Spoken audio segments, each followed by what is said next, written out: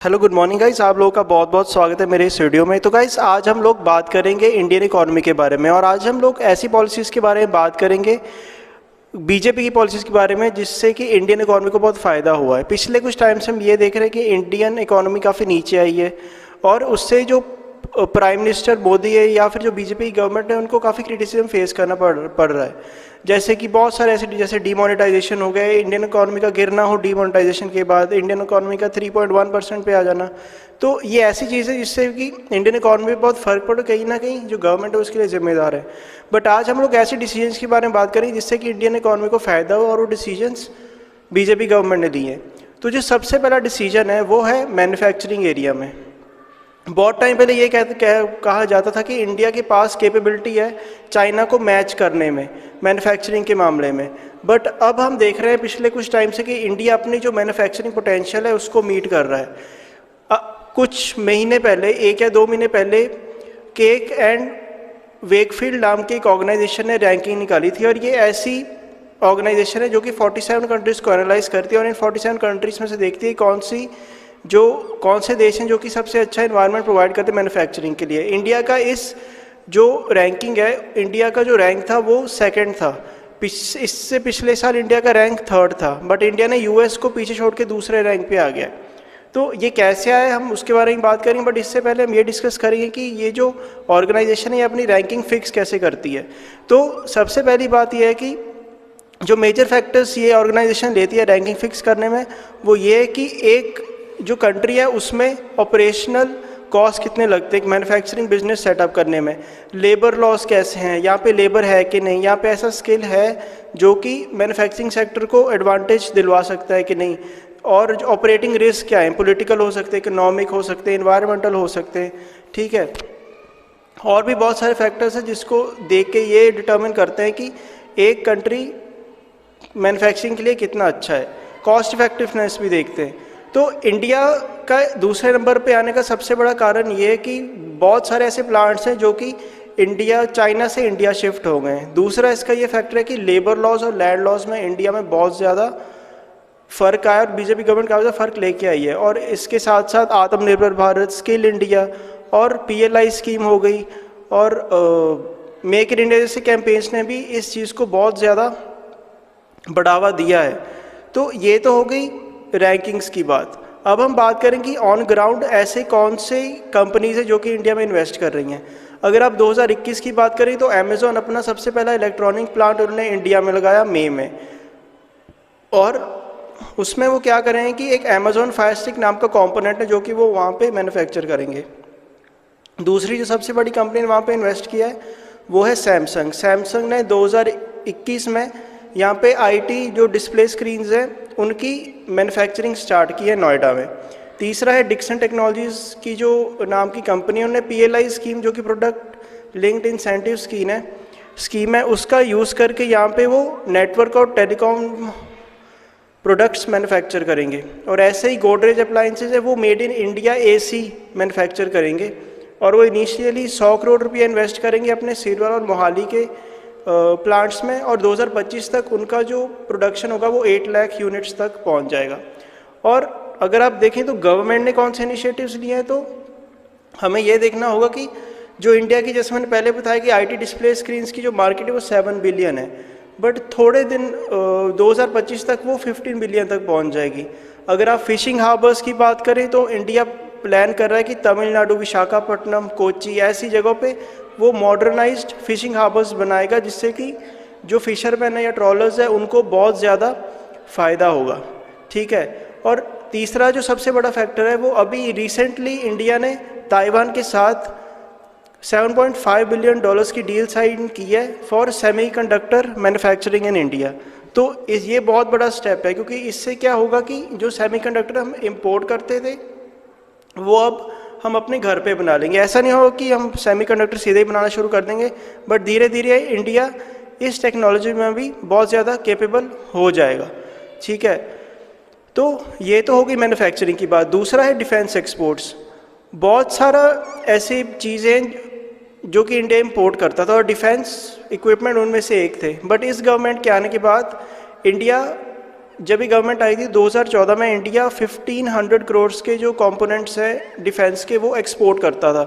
But 5 साल के बाद अगर आप आज के टाइम में देखें तो इंडिया 15,000 करोड़ के डिफेंस इक्विपमेंट एक्सपोर्ट करता है, ठीक है। और ऐसी 42 कंट्रीज़ हैं जिसको कि इंडिया अपने जो प्रोडक्ट्स है डिफेंस के वो एक्सपोर्ट करता है। इनमें बड़ी कंट्री जैसे यूएस, नीदरलैंड्स, जर्मनी भी शामिल है। छोटी कंट्री अज़रबैजान, कतर, कुवैत, गिनी ऐसी कंट्रीज शामिल है। अगर आप डिटेल में जाएं तो आप एक चीज़ देखोगे कि इंडिया, अगर आप देखें तो night vision goggles south Africa को एक्सपोर्ट करता है, हार्ड आर्मर प्लेट्स जर्मनी और नीदरलैंड्स को एक्सपोर्ट करता है। और अगर आप प्रोटेक्टिव हेड गियर की बात करें तो अज़रबैजान को वो ऐसे प्रोडक्ट्स एक्सपोर्ट करता है।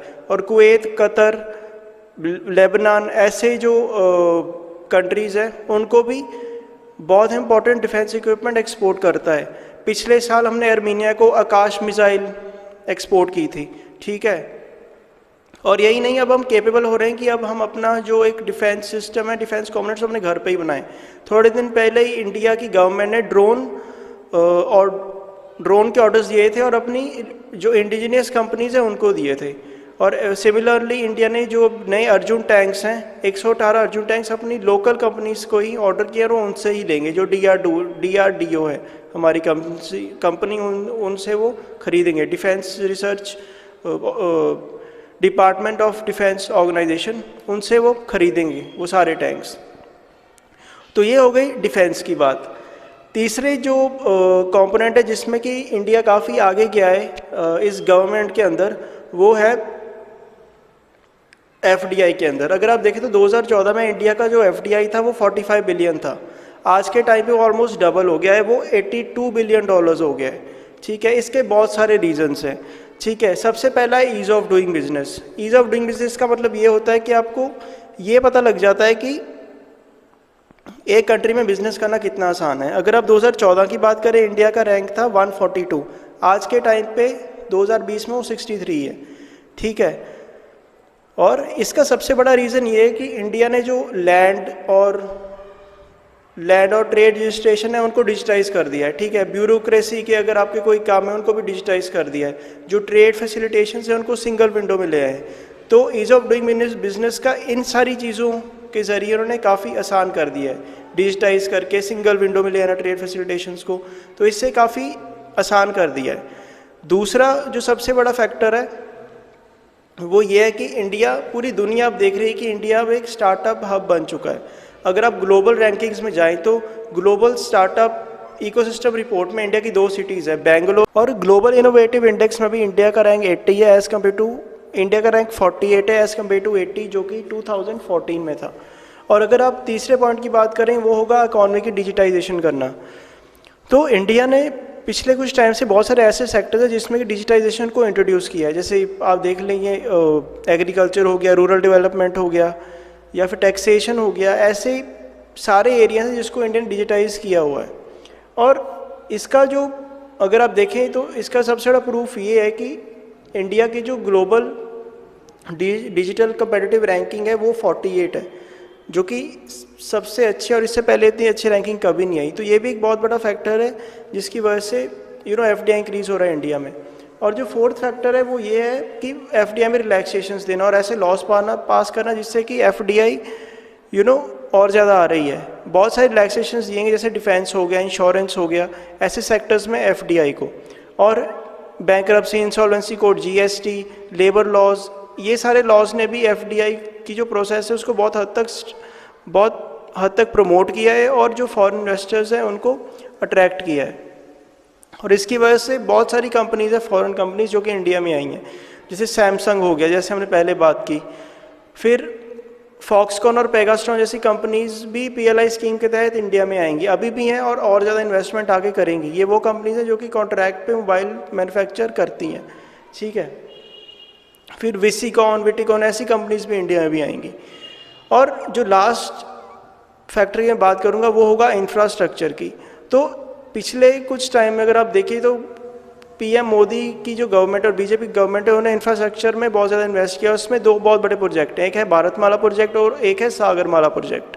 और अगर आप सागरमाला प्रोजेक्ट में बात करें तो ये इंडिया की जो 7500 किलोमीटर की कोस्ट लाइन है इनको कनेक्ट करेगी, और इसकी मदद से करीब करीब 1 करोड़ जॉब्स जनरेट होंगी पूरे इंडिया में, ठीक है।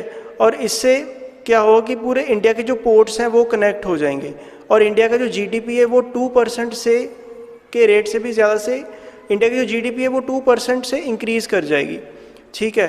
तो ये तो हो गया, एक हो गया सागरमाला प्रोजेक्ट। अब है भारतमाला प्रोजेक्ट। ये जो प्रोजेक्ट है इसमें क्या होगी, 35,000 किलोमीटर्स के रोड्स बनाए जाएंगे इंडिया में, और जो कि 16 जो स्टेट्स हैं उनको जोड़ेंगे।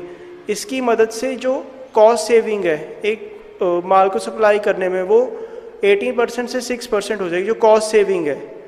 और यही नहीं, इसकी मदद से 2 करोड़ से भी ज़्यादा जो जॉब्स हैं वो जनरेट होंगी। और ऐसे कई ऐसे प्रोजेक्ट्स हैं जिसमें कि, और ये दोनों प्रोजेक्ट्स माना जा रहा है कि 2022 से 23 तक कंप्लीट हो जाएंगे।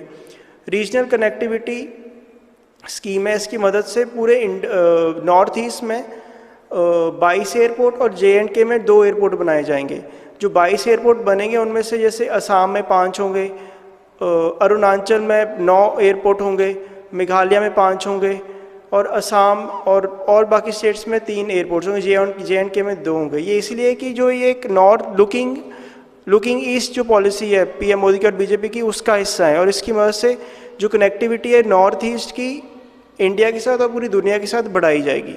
तो गाइस ये वो फैक्टर्स हैं जिसकी मदद से ये वो पॉलिसीज़ है जो कि मोदी गवर्नमेंट ने ली हैं, और इससे इंडिया को काफ़ी फ़ायदा होगा। और आगे आने वाले टाइम में हमें इसका असर देखने में मिलेगा GDP में, एम्प्लॉयमेंट में, और बहुत सारे फैक्टर और बहुत सारे सेक्टर्स में। तो गाइज़ अगर आपको मेरा ये वीडियो पसंद आया तो प्लीज़ लाइक, शेयर और सब्सक्राइब कीजिए।